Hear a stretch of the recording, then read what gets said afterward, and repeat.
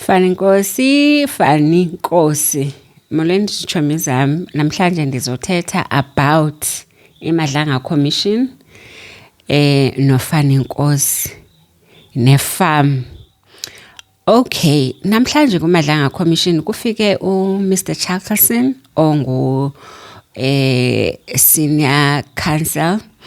Wafika ke wathi njengoba bekhona uMatlala, we have realized into yokuba abantu abaninzi babaliwe apha kulento yefarm.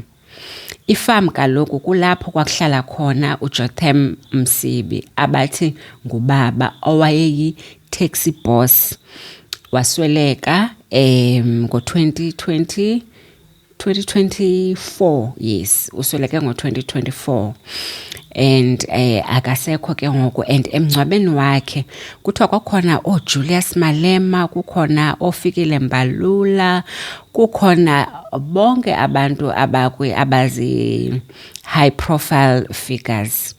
So uJotham Msibi ke waziwa ngoba uneteksi ezininzi, uyahlonitshwa. uGeneral Khumalo uthi wayekhe ekhona kwinto ye-taxi boss apha eDurban. Wafika eDurban ezokwenza ipeace ntontoni. Wathi hayi ndifuna, wathi kuFani Nkosi cela uxelele la General Mkhwanazi akhe afike pha efarm. Uyayibona ke ifarm le kuthiwa ke hayi ke xa sekucaptureshile ubonwa usiya efarm. Ifarm kaloku akekho umuntu engazange aye pha. Richard Shebiri, Shadrack Sibiya babehlala pha efarm. Akuyi noba ngubani ke, kufanele ube ila gang yakhona, uyaqonda, apha efarm. And kuphinda kuvele nento yoba ke ilawyer le kaMatlala nayo ilawyer yabo. Uyayibona kaloku laa nto. So uCharleson ke ebefuna ukuveza ke into yokuba uJotham Msibi lo, uJotham Msibi ungubaba kaFani Nkosi. Kodwa ke wathi uFani Nkosi ayingotata wakhe, wam-adopta, ukhuliswe nguye. Ubevela ke apha kwi-WhatsApp messages because kaloku silapha nje zi-messages zikaFani Nkosi. uFani Nkosi ebeveza zonke izinto, ebe-communicator nabo bonke abantu on behalf of ubaba uJotham Msibi kaloku owaziwayo. Uyaqonda, kuyabuza into yoba wasweleka kanjani, uthi hayi wagula, kwakuthengwa medication phesheya Cape Town njalo njalo, kodwa ke wagqibela ke esesweleka. And then ke ngoku sekubangwa esi sikhundla ke ngoku ke kuyasoleka ke into yoba naye ke uyi-part of the Big Five cartel. So into evele namhlanje ke ngoCharleson into yokuba they wanted to source equipment from Europe. Le equipment kuthiwa i-cell phone grabber. I-cell phone grabber ke eyokuba if uya communicator nomntu kukwaze ku-extractwa yonke communication and text messages, download yonke into oyithethileyo ne-messages nayo yonke into from the cell phone. And then enye i-system or equipment ijema ke kuthiwa ileyo ba ke kuvele kujenywe i-network completely. Let's say bafuna ukwenza ilantuka i-cash and transit robbery, kuloo ndawo leyo kuvele kuvalwe i-network completely so that bakwazi ukwenza umsebenzi ugqitywe kungafowunelwanga abantu bomthetho. Uya-understanda loo nto leyo. So basebenze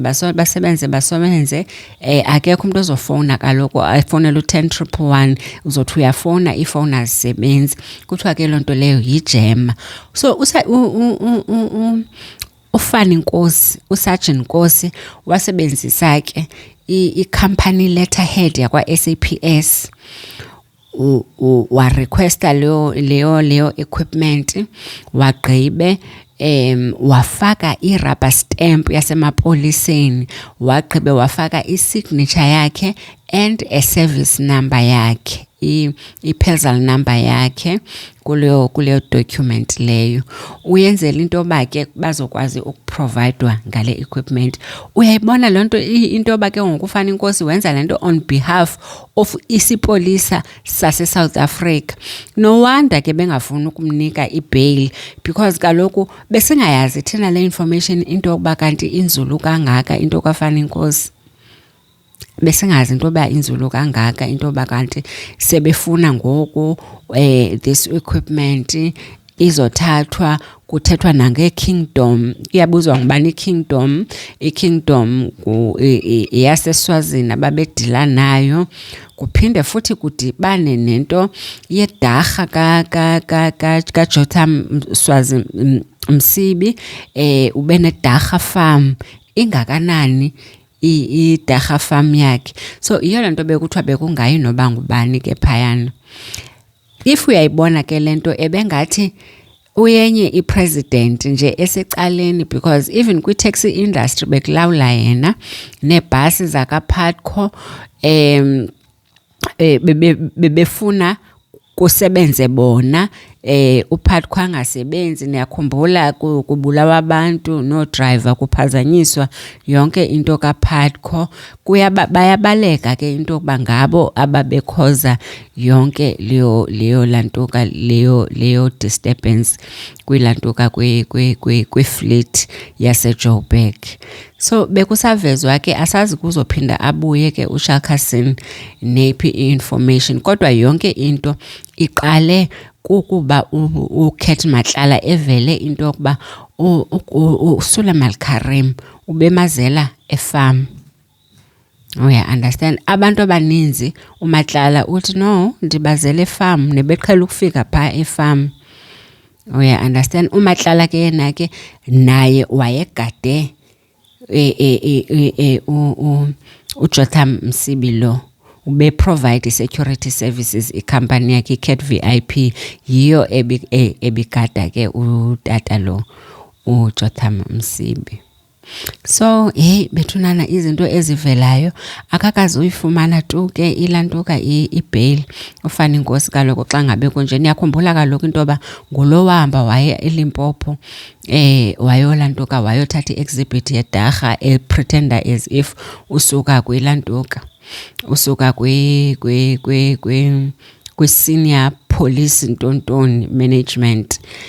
Wafika wathi mabarelease the exhibit yedarha yayibanjiwe, and also the dockets ezafunyanwa phayana kwi-backroom yakhe, i-dockets ze-CIT in any cases that were withdrawn. Niya understand? So zininzi nje nakwithenda zaseTshwane, iTshwane district, Julius Mkhwanazi phaya kuyavela, nomama uMshazi, noZinxumalo. Inkulu into isazovela futhi. Le big cartel ke ngoku, le big 5 cartel, ingathi yonke into isiyadibana ke ngoku into yokuba kakuhle ngobani. Hayi iphinde ivele into yoba ngeke uMatlala is a small fish. Xa ngabe ebekwazi ukuboleka o5 million ko Steve Mutsumi, aboleke o15 million ko Karim, asizazi ke imali bezifuna kuye ke utata uMswazi lo uJotham Msibi inoba zingakanani. So niyababona abantu abalidayo apha into bangobani.